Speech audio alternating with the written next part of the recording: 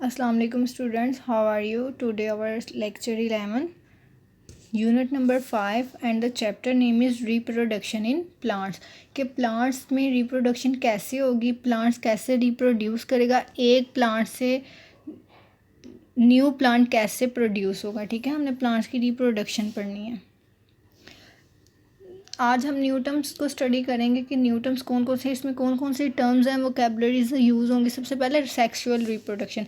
Two types की reproduction होती है, एक सेक्सुअल रिप्रोडक्शन होती है, एक एसेक्सुअल रिप्रोडक्शन होती है. तो हमने यहाँ पे जो सी पढ़नी है वो पढ़नी है सेक्सुअल रिप्रोडक्शन. सेक्सुअल रिप्रोडक्शन क्या होती है? Reproduction which involves two parents, जो कि टू पेरेंट्स के में इन्वॉल्व होते हैं, जिसमें टू पेरेंट्स के दरमियान जो सेक्सुअल रिप्रोडक्शन होती है उसमें मेल भी इन्वॉल्व होते हैं और फीमेल में. तो इसकी डेफिनेशन क्या होगी? Reproduction which involves two parents that means male and female, it is called sexual reproduction.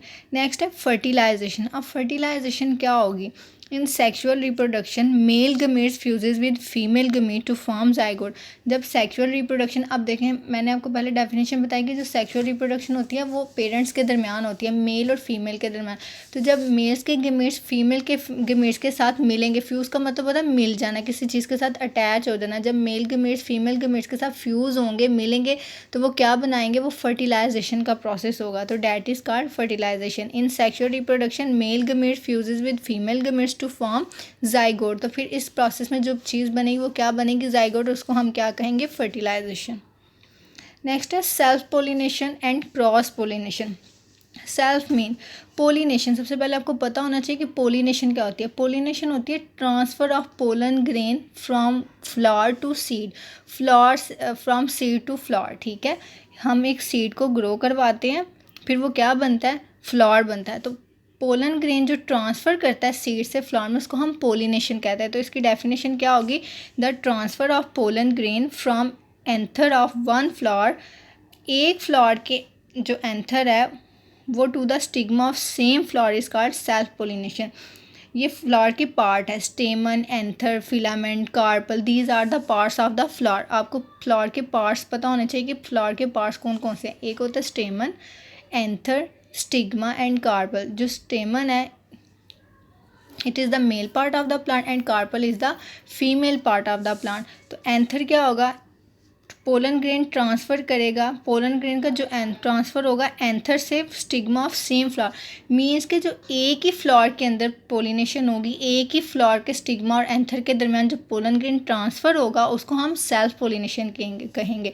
और इसके अपोजिट क्या है? Cross pollination. अब क्रॉस पोलिनेशन क्या होगी कि एक स्टिग्मा, जो एक एंथर का पोलन ग्रेन है ना, transfer of pollen grain from anther of one flower, एक फ्लावर का जो एंथर है वो दूसरे फ्लावर के स्टिग्मा पे जाके अपना पोलन ग्रेन ट्रांसफ़र करेगा और उसको हम क्रॉस पोलिनेशन कहते हैं. सेल्फ पोलिनेशन एक सेम प्लांट के दरमियान होगी और क्रॉस पोलिनेशन टू प्लांट्स के दरमियान होगी. मीन्स कि एक प्लांट से, एक फ्लावर से दूसरे फ्लावर में जो पोलिनेशन या पोलन ग्रेन ट्रांसफ़र होंगे उसको हम क्रॉस पोलिनेशन कहेंगे. तो इसकी डेफिनेशन क्या होगी? The transfer of pollen grain from anther of one flower to the stigma of flower of another plant. दूसरे प्लांट के स्टिग्मा पे जाकर जो पोलन ग्रेन ट्रांसफ़र करेगा एक प्लांट का एंथर, उसको हम क्रॉस पोलिनेशन कहेंगे. सेल्फ पोलिनेशन सेम फ्लावर के दरमियान होगी और क्रॉस पोलिनेशन टू फ्लावर्स के दरमियान होगी. एक फ्लावर के एंथर से पोलन ग्रेन जाएगा दूसरे फ्लावर के स्टिग्मा पर, तो that is called cross pollination. Next है एम्ब्रियो. एम्ब्रियो क्या होता है? The fertilised ovule. अब फर्टिलाइजेशन में आपने पढ़ा कि सेक्सुअल रिप्रोडक्शन के दौरान जब मेल गमेट फ्यूज़ करता है फीमेल गमेट्स के साथ तो वो एक जाइगोट बनाता है. तो अब ये जो फर्टिलाइज्ड ओव्यूल होगा, ओव्यूल या एग कह लें या स्पर्म कह लें, इसकी जगह ओव्यूल की जगह आप एग भी कर सकते हैं, स्पर्म भी. The ovule fertilised ovule divides up into the cell. जो फर्टिलाइज्ड ओव्यूल होगा, जो एग होगा, वो सेल्स के अंदर डिवाइड हो जाएगा और एक मिनिएचर और एक प्लांट बना देगा. ठीक है, मिनिएचर में बिल्कुल नॉर्मल सा, अभी वो डिवेल्प मुकम्मल प्लांट नहीं होगा, नॉर्मल प्लांट होगा, उसके भी ग्रोइंग स्टेज स्टार्ट हो रही है तो वो एक मिनिएचर प्लांट बनाएगा. That is called embryo. Next होता है एंडोस्पर्म. एंडो मीन अंदर वाला, sperm sperm tissues which in the seed of flowering plant that surrounds and nourishes the developing embryo. वो टिश्यू जो कि सीड, फ्लावरिंग प्लांट के seed, क्योंकि एंडोस्पर्म की हम बात करते हैं तो आपको पता है कि हम कोई भी चीज़ को ग्रो करवाते हैं, अगर कोई प्लांट्स हैं या कोई वेजिटेबल है उसको हमने ग्रो करवाना है तो हम उसके सीड को ग्रो करवाते हैं, उसके सीड को हम क्या करते हैं, नीचे ज़मीन के अंदर उसको उगाते हैं, फिर उसकी वाटरिंग करते हैं, देन वो एक मुकम्मल प्लांट बनता है। तो tissue with in the seed of flowering plant, जो कि सराउंड करता है और नोरिश करता है, मीन्स के नोरिशिंग प्रोवाइड करता है। और सराउंड किसके इर्द गिर्द सराउंड होता है, एम्ब्रियो के इर्द गिर्द, मतलब प्लांट को कि एम्ब्रियो को ग्रो करवाने के लिए जो हम उसको नोरिश करते हैं, जो टिश्यूज़ प्रेजेंट होते हैं सीड के अंदर, कौन से सीड के अंदर, फ्लावरिंग प्लांट के अंदर, वो डिवेल्प करते हैं और नोरिश करते हैं किसको, एम्ब्रियो को। इस प्रोसेस को कहते हैं एंडोस्पर्म। एंडो मीन अंदर वाला और स्पर्म एग, मीन्स के जो टिश्यूज़, ऐसे टिश्यूज़ जो कि फ्लावरिंग प्लांट के सीड में प्रेजेंट होता है, उनको डिवेल्प और एम्ब्रियो को डिवेल्प करने में हेल्प करते हैं, उनको हम एंडोस्पर्म कहते हैं।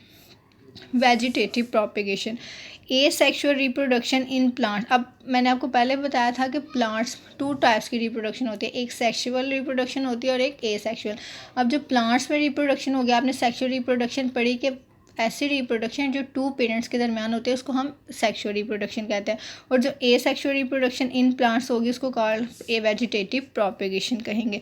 नेक्स्ट है tubers. A fleshy underground stem और roots is an organ of vegetative propagation. जो अंडरग्राउंड स्टेम और रूट्स होती हैं वो ऑर्गन किसका होता है, वेजिटेटिव प्रोपिगेशन का, और वहाँ पे फूड की स्टोरेज होती है, उस that is called tubers. Next है runners. These are the types of plants, मतलब ये प्लांट्स की जो रूट्स हैं उनकी टाइप्स आगे से cylinder. A cylinder stem with very long internodes as of strawberry.